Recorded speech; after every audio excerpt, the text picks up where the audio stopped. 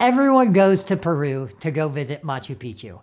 And yes, I'm one of those people. But there is a whole lot more of incredibly epic things to do while you are in Peru.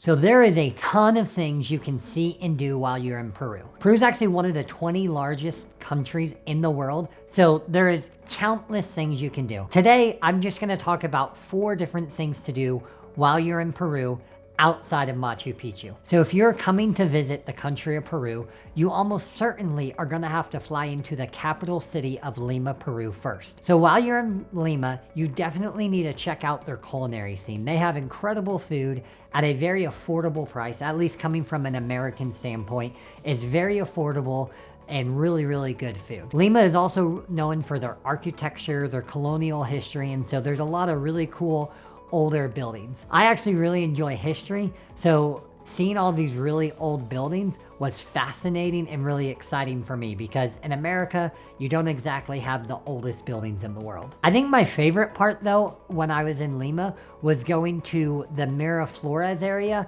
with the dramatic Pacific Ocean cliffside. You have these huge rugged cliffs that overlook the ocean with all these shopping and different plazas right on the Pacific Ocean there. And so that was probably my absolute favorite place in Lima. If you were to compare Lima to an American city, I would say it is very much like San Francisco in terms of climate, in terms of architecture, in terms of just how the city is laid out. Definitely got that Pacific Coast vibe, which makes sense because both of them are on the Pacific coast. One thing that stood out to me when I was in Lima and just in Peru as a whole is that they love to use their horns while driving all the time. Like people don't really stop at stop signs or stoplights. It's more of like just use your horn and drive through. So I would advise, unless you are familiar with driving in South American countries or just countries that drive like that in general, you might want to have someone drive you around, taxi, Uber, or whatever other means of public transportation you might want to use. So Lima will be your jumping off point to all the other excursions and adventures that you want to do in Peru. Now, obviously, if you want to go to Machu Picchu, you would fly to Cusco. But there's other excursions you can do from Lima. So the specific excursion that I did from Lima was we actually took a all-day trip. And when I say all day, it was all day. I think we left at 6 a.m. or a little bit before, and we didn't get back to Lima till about 11 p.m. But we left Lima and we drove to Paracas. Once we got to Paracas, we had a little bit of time to walk around the town, which is this cool little village, basically right on the Pacific Ocean. Then after we got to walk around the town a little bit, we got on these boats and we went around the different Paracas Islands and we saw penguins and sea lions and all sorts of different birds. And we did that tour for about an hour or an hour and a half. Once we finished that boat tour, we were able to have lunch in Paracas. We ate at this place that overlooked the ocean on the second floor. It was very, very, very cool. Once we finished lunch in Paracas, we got back on the bus and we headed over to Huacachina. Now, Huacachina was not that far of a drive from Paracas, but once we got into Huacachina, we were in an entirely different world, it felt like. It was crazy because Paracas is this coastal village on the Pacific Ocean.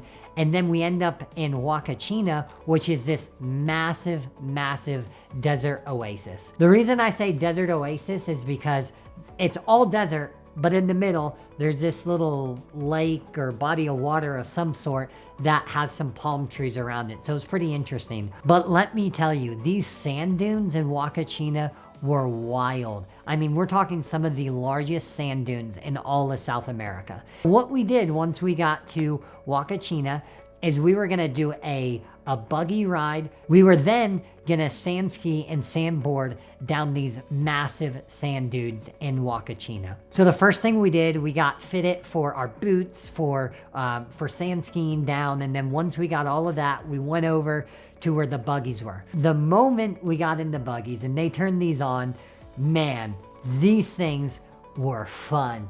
We took off. These drivers, they were crazy. They were driving fast. We were getting air over some of these sand hills. Like, it was wild. They were drifting. It was a whole lot of fun. I wish I could have drove them myself, but honestly, these drivers are so experienced and know what they do that we were able to go to like the next level of extreme in a way that I probably wouldn't have felt comfortable, because it would have been such a foreign thing driving these crazy sand buggies in the desert. After we got all the enjoyment of riding in these sand buggies, we would then sand ski and sandboard down these massive, massive hills. Now, these videos honestly probably are not going to do justice of how big these hills were, but they were massive. Once we finished all of that in the afternoon, the sand buggies, the sand skiing, the sandboarding, we then got to watch the sunset in the desert. I never knew that watching the sunset in the desert would be something that I would think was so cool.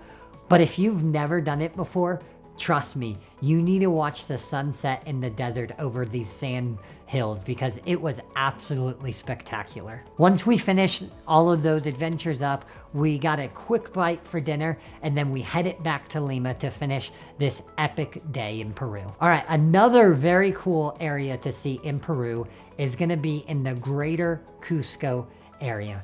Now, obviously, if you've gone to Machu Picchu or you've wanted to go to Machu Picchu, you know about Cusco because you have to go to Cusco to get to Machu Picchu. But there's a whole lot of awesome things to do just in Cusco alone. All right, the first thing you need to know about Cusco is that the city itself sits at about 11,000 feet above sea level.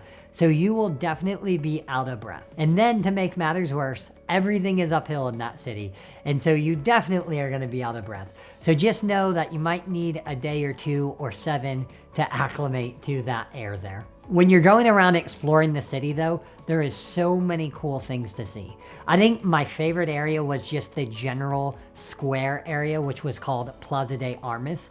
But that area was so cool. There was churches in that square that were built in the 1500s and just all sorts of cool architecture that I had never seen before. So while cities like Lima are really cool, you feel a little bit more modernized in those cities, but when we were in Cusco, it felt like I was going back in time. It was such a cool city to visit. I think some of my favorite things that we did when we were in Cusco though, is we did a couple hikes. We did one up to Cristo Blanco, which is these white crosses on top of the city. So again, you're climbing a whole lot of flights of stairs. You get out of breath a little bit, but it's really cool getting up there, as well as seeing the Sacsayhuaman ruins. So these are ruins that are in the same time period as things like Machu Picchu, but they're ruins that are just right outside of Cusco that you can see. You don't have to pay to go. There's no entry fee or any of that. So that was pretty cool. One thing that was interesting when we were up there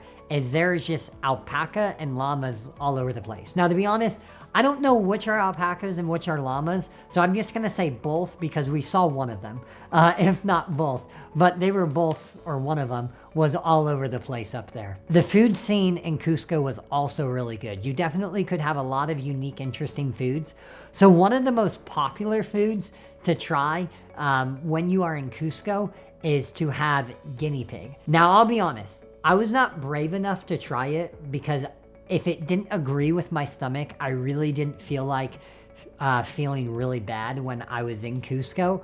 But many people, when they're in Cusco, do eat guinea pigs. One thing I did try though, while I was there, that I had not had anywhere else was a alpaca burger. And that was actually pretty good. The texture was a little bit different than a normal burger, but in terms of taste, it was pretty good. I think the best food I personally had though while I was there was something called lomo saltado, which is a very famous Peruvian dish, but basically it's some sort of beef with some veggies, some rice, and this sauce on top of it. I don't exactly know how to describe it any better than that, but all I know, it was really good. And if you're in Peru or in Cusco, you definitely need to try this. Something that was really popular with my friends while we were there was all of the coffee shops there. I'm not the biggest coffee drinker in the world, but they had coffee shops galore with some of the best coffee that you can possibly find in the world. So if coffee is your thing, you will absolutely love Cusco. The next town or village or city that I want to highlight is going to be Ollantaytambo. So Ollantaytambo is that town in between Aguas Calientes, which is the base of Machu Picchu, and between Cusco. So a lot of people, they maybe come through Ollantaytambo as a stopping off place before they go to Machu Picchu, and maybe they only spend like a night there, but this place was so cool. So while Cusco still had a lot of history and amazing cultural things, there's definitely a lot more modernization and tourism that happens there.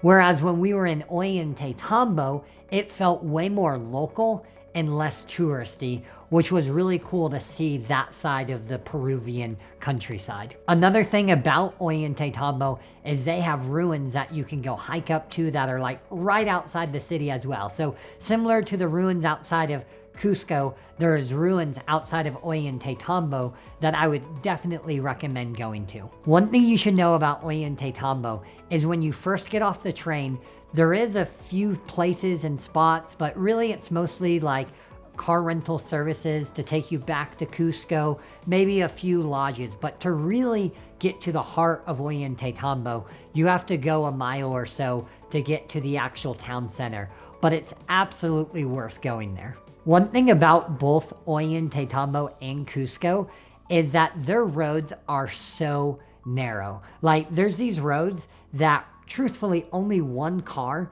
can fit through at a time, but it's like a two-way road. And so sometimes you'll have these standoffs where one car's going up, one car's coming down, and then basically it's a game of chicken. And you just have to see, okay, who's gonna back up first, because they can't both fit by.